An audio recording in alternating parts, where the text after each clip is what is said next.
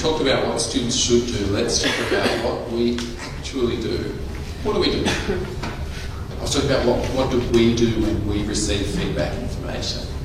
But yes, still could they take it in? I think that, the broad theme of the easy thing, I mean, sometimes we just ignore it. That's the easy route. One thing is sometimes it's not what people are saying. That's the message. You have to go looking for what's underlying what people are saying. And I was saying most of my work's in an admin role. And if half the people you're working with say they don't understand, they can't tell you exactly what it is that's wrong, but that's enough to go back and rethink. That's feedback. And remember when we used to survey students and you know, there was a question saying, we asked now, do you get feedback? And then everybody got scored low, so we had to then realise, we've got to go and tell them what feedback is so they give us a good score, because they don't understand that we're giving them feedback. Yeah, I think there's a lot in what you've said. The idea of synthesising together a lot of information and kind of doing some detective work, I think is really interesting there, because you're right. Little blips maybe don't change yourself too much, but if there's a pattern, we should think about that. I think for me, intention is prior to content, and try to understand what is the intent of the feedback. If I receive some kind of a positive intention that is there for my well-being or my intellectual growth, I will take it really well. So intention is the number one thing for me. Yeah. What's the intent? Yeah, there's a good conversation here, especially where we were talking about sometimes we receive feedback and then we realise that we need other feedback. So the feedback crystallises in our minds the questions that we ought to have asked, that we didn't ask in the feedback that we received, and that we didn't necessarily get from that first flush of comments. And so we think about where else, what other questions ought we have asked. We make a judgment about the comments that did come in, and then we seek other forms of feedback and to moderate in our minds where that feedback would come from and what we ought to be looking for. Yeah, so it's not just the start of the process. It's the beginning. I was over in a group and Sally was talking about like turning it into a dialogue. You get the information and you want to have a conversation about it. Yeah, it's not just that. I'm quite a reactive person, so when I'm to learn the feedback inside, you'll get over yourself. Just give what you can that's useful for this, and just appreciate that. And just that, that's why I love feedback, because it's sort of, I guess it put your ego back in the box too. It's that's what I love about it. And but there's always that process of like, you know, and also trying to learn what was it that I could learn from in terms of giving feedback. Not to say I master it, but yeah, it's good. Yeah.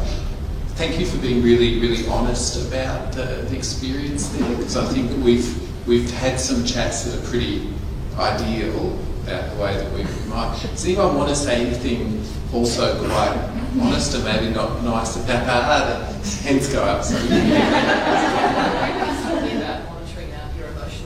feedback, because you might get some feedback and that's great, so you get self-affirmation, but you might get some feedback where you kind of go, oh, that's not what I thought. So for me, I often, well, even when people are giving me verbal feedback about a whole range of things, which there's a lot happening all the time, is monitoring your emotional response to it, because if you get annoyed or something, it's a barrier to receiving the feedback. So having that kind of self-talk and self-monitoring what your emotional response is.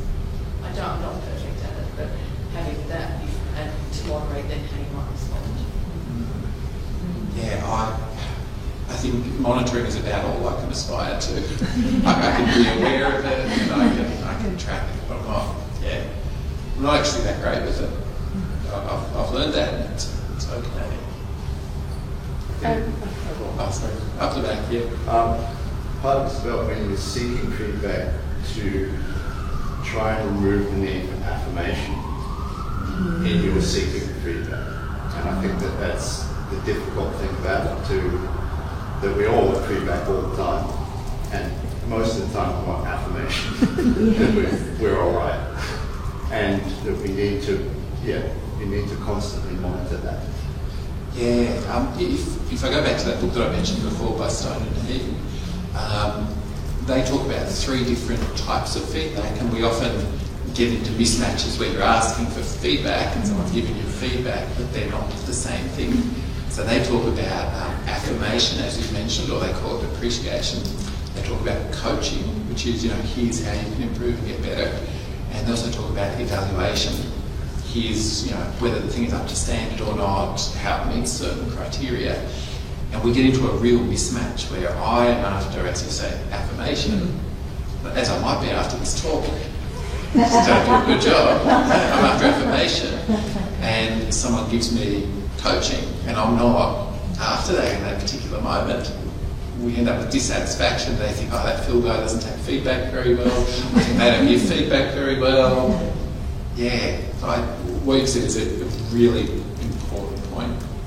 I was just going to say, I don't know if this is a healthy way of handling it, but the way I receive feedback is every 3 months my other colleagues get summative feedback, no formative feedback, and that feedback determines progression through training, so it's hugely important. But the feedback is generally poor, nebulous, and sort of non-specific. So we don't know what to do with that, and we generally decompensate on a WhatsApp group to find out what other people got and try and moderate level commitment about whether, actually we all got the same thing, or it's just me, because we have no idea where we fit in the world. I think it's also what's at stake with the feedback. If you know that, say, your job's going to depend on it, you're going to have a certain reaction regardless of what category it falls into.